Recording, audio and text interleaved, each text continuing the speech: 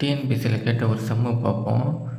1.45 பாரை வந்து P/Q அது ஃப்ராக்ஷனில் வந்து எதை சொல்கிறாங்க. இந்த சம் பார்த்திங்கன்னா நம்ம வந்து 3 மெத்தடில் போடலாம். நான் வந்து இப்போ 2 மெத்தட் தான் சொல்ல போகிறேன். ஃபஸ்ட்டு நம்ம நார்மலாகவே போட்டுடலாம். நம்ம அதாவது எப்படின்னா ஆப்ஷன் வச்சு ஏதோ ஒரு ஆப்ஷன் இருக்கு இல்லையா, இந்த 4 ஆப்ஷனில் ஒரு ஆப்ஷன் வந்து டிவைட் பண்ணும்போது நமக்கு 1.45 பார் வந்து கிடைக்குதுன்னு அர்த்தம் இல்லையா. அப்போ நம்ம ஆப்ஷனை வச்சு ட்ரை பண்ணலாம். ஃபஸ்ட் ஆப்ஷன் பாருங்கண்ணா, ஃபஸ்ட் ஆப்ஷன் தானே இது 11/16.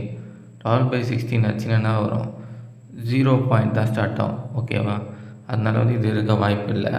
இப்போ ஆப்ஷன் பி வந்து ட்ரை பண்ணுவோம். 11 வந்து 11 எடுத்து 16 டிவைட் பண்ணும்போது இது 1 டைம் 11 ஒரு 50 அப்படின்னு 44 4 முறை, அப்புறம் 60 5 முறை 57. இந்த 45 வந்து 45 ரிப்பீட் ஆகிட்டே இருக்கும். அதனால் 45க்கு மேலே வந்து பார் கொடுத்துருப்பாங்க.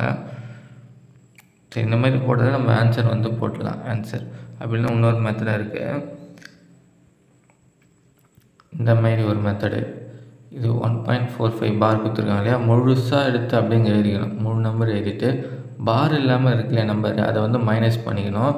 அப்புறம் கீழே வந்து எத்தனை நம்பருக்கு பார் இருக்குது, இந்த இடத்துல 2 நம்பருக்கு பார் இருக்கு இல்லையா, 45. 2 நம்பர்னால் 2 9. சப்போஸ் 3 நம்பருக்கு பார் இருந்தால் 3 9 வரும்.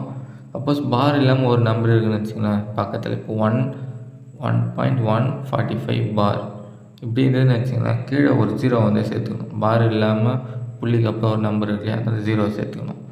மேலே வந்து பார் இல்லாத நம்பர் வந்து மைனஸ் பண்ணணும். இங்கே பார்த்தீங்கன்னா எத்தனை இருக்குது, 2 1 இருக்கு இல்லையா, அப்போ 11 அது 11 வந்து மைனஸ் பண்ணணும். இந்த இடத்துல வந்து அந்த மாதிரி எதுவும் இல்லை, அதனால் 99 மட்டும் போட்டு மைனஸ் பண்ணால் 144/99 வரும். 3 டேபிள் வச்சிங்கன்னா மேலே 48 33 மறுபடியும் 3 டேபிள் வச்சிங்கன்னா 16/11